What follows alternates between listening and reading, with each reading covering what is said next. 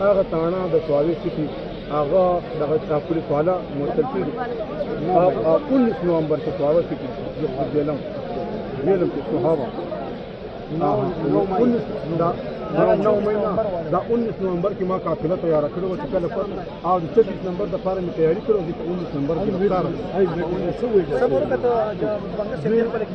یو 15 ورځې مخکې گرفتار کړم په دوکر راغوسته ما هم زمونږ د عمران خان یو وکیل ته هم ولګېد چې هغه ماته دلته کیس یو نیم کپ کیس او په ما باندې